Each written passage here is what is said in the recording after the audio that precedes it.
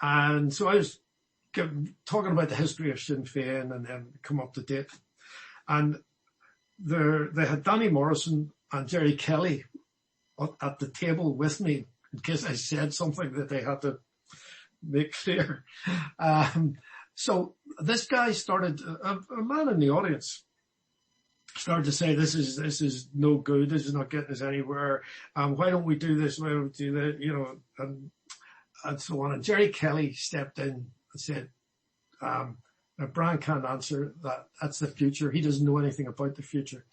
He said, let me tell you, we will do what works to get into power. And what you're suggesting is just stupid. That maybe that worked in the past, maybe that got us somewhere, but we've got political power now and we will do what works. And what's working now and has been working for the last 10 years, really, 2010, is that they've been moving to the centre as much as they can to attract voters in the south. They've been developing expertise in finance and housing in a big way. Owen McBrien, who's their spokesman on housing, is the expert on housing in the Republic now. He's written a book on it. Pierce Doherty is really a dominant figure in finance.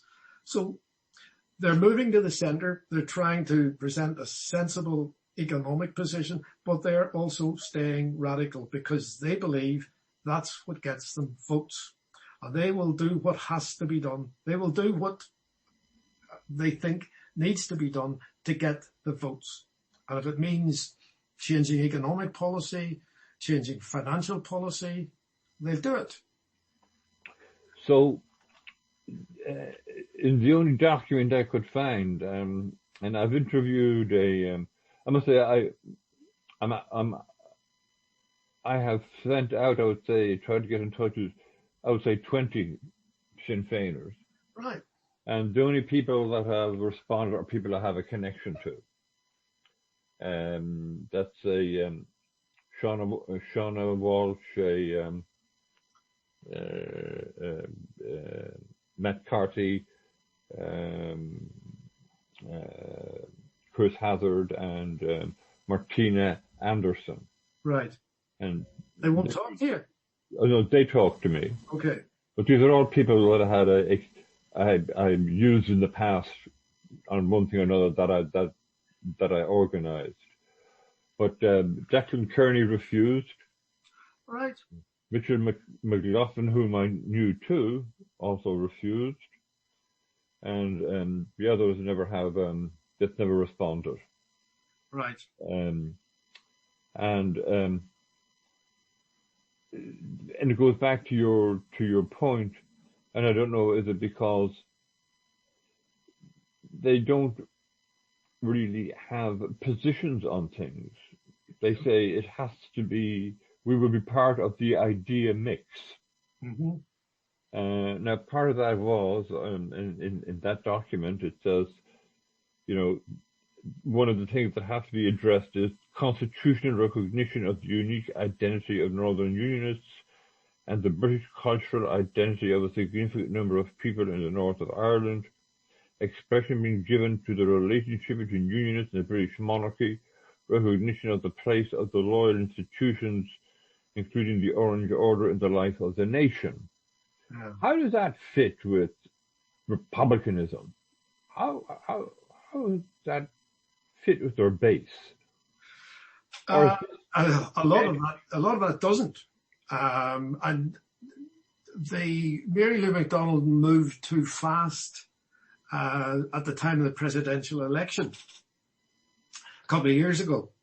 They put up this very weak candidate, Leon Ireda, and Mary Lou McDonald talked about changing, we'll talk about anything, we'll discuss anything, including a new flag for Ireland, talk about national anthem, we talk about, and a whole lot of their base said, oh no, we won't. We won't talk about those things. And the result was Sinn Féin ended up getting something like 6% of the vote in the presidential election. So putting that sort of stuff up front does not cut it with guys in South Armagh, West Belfast, East Tyrone. It does if you're trying to attract voters in Greater Dublin. So is there a difference between what it believes and what it will do to get power? Yeah. I mean, what they put on the table if they were negotiating is completely different, as their base position is completely different from what they will end up with. I mean, in the New Deal, New Approach document last January, they ended up with this thing about an Irish Language Act. It's rubbish. It's incredible. The Irish language proposals, it's not an act yet. It's likely that it will be in the next year. But the Irish language proposals create a commissioner of the Irish language who will have to have his or her decisions ratified by both the First and Deputy First Minister. And what's going to happen is, if this ever came to pass, the DUP First Minister would veto decisions of the Commissioner. But Sinn Féin accepted that. And the Irish language, Conrad and Gaeilge, they went nuts about this. But they're now coming to the position where they say, well, there's something on paper and I suppose that's better than nothing. But yeah, they will present a lot of stuff on the table and talk about it. But that doesn't mean that's what they believe. They will do what, as Kelly said, we will do what we need to do. That's taking pragmatism to a new level. Yeah. I mean, you look at where they are now in Dublin, and I mean in the Dáil, where they've got 37 seats, and what they're saying and what they're doing compared to where they were 10 years ago. And they didn't get where they are today by staying exactly the same and staying loyal to some immovable ideological, theological position about republicanism. I mean, privately, some of them would laugh at you if you said that, but that's not 32 county socialist Ireland that people were fighting for. And they said, well, that was then, this is now. So its rise in the south has been meteoric. Yeah. There seems to be a transformation of politics going on there with I noted that Fianna Fáil are now, a majority of Fianna Fáil members are now open to forming a coalition with Sinn Féin in the next election.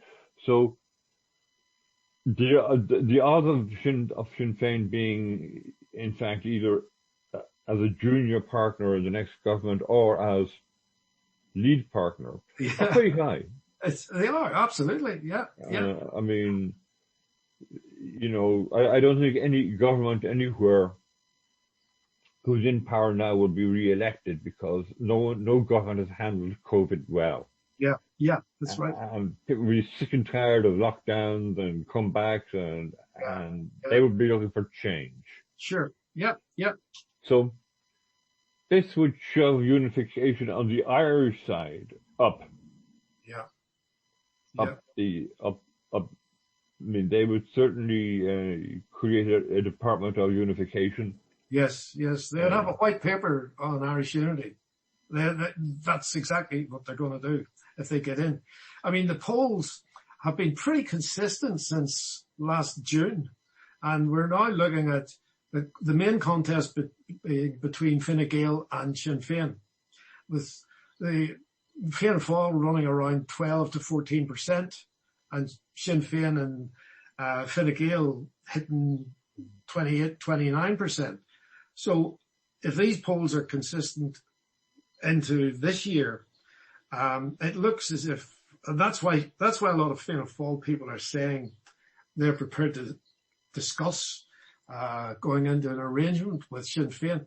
They'll be going in as a junior partner. It's incredible. It's hard to believe, but Fianna Fáil will go in as a junior partner because bit like we were saying about Sinn Féin. Fianna Fáil will do what's needed to survive.